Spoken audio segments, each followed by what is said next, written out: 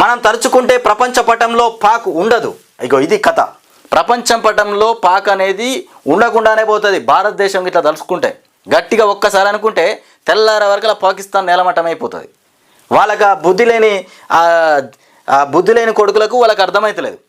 ఆ బుర్ర లేని వాళ్ళకు, దిక్కుమాలిన వాళ్ళకు అసలు అర్థమవుతలేదు. మొత్తమే అర్థం కాక భారత్తోని కయ్యానికి కాలు దూవుతూ ఉన్నది. శాత కాకపోయినా దేక్కుంట వచ్చి యుద్ధం చేసినట్టున్నది ఇప్పుడు ఈ ముచ్చట. ఆపరేషన్ సింధూర్తో మన సత్తా ప్రపంచానికి తెలిసింది. ఇక సీఎం రేవంత్ రెడ్డి చెప్తా ఉన్నారు, ఉగ్రవాదాన్ని అంతం చేసేందుకు కేంద్రానికి పూర్తి మద్దతు, మా శాంతి సిద్ధాంతాన్ని కూడా ఆ చేతగానితనంగా భావించవద్దు.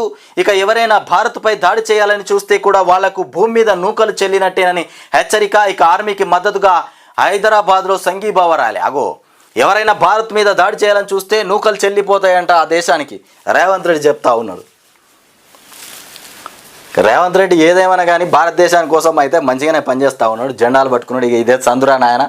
ఇప్పుడు నాకు ఇండ్లలొల్లి, పంచాయతీలొల్లి, పథకాలు ఏమైనాయి, పైసలు ఏమైనాయి, ఇక అడిగేటోళ్ళు లేడు. రైతు బంధు, గీతు బంధు ఏది అడగద్దు. ఇప్పుడు ఒక్కటే జెండా పట్టుకుంది.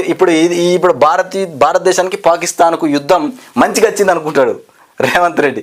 ఇదే మంచిగా ఉంటున్నాడు సమయం. ఇప్పుడు తృప్తిగా వండుకుంటాడు. ఇప్పుడు కడుపు నిండా తింటాడు, తృప్తిగా వండుకు. ఏమైందంటే అరే యుద్ధం జరుగుతుంది భయ్ జరాగుర్రి అన్నట్టు ఉన్నది ఇప్పుడు ముచ్చట. ఇక ఇప్పుడు ఎవరు కూడా మాట్లాడరు, ప్రతిపక్షాలు కూడా నోరు తెరవయి. ఇప్పుడు నోరు తెరిస్తే వాళ్ళు ఇజ్జత్ పోతుంది.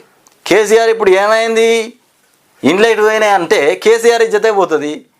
రాజేశ్వరం మాట్లాడినా ఎవరు మాట్లాడినా వాళ్ళు ఇజ్జత్ పోతుంది. ఎవరు మాట్లాడరు. ఇప్పుడు ఎవరు వ్యతిరేకించారు. రేవంత్ రెడ్డికి మంచిగా కొన్ని రోజులు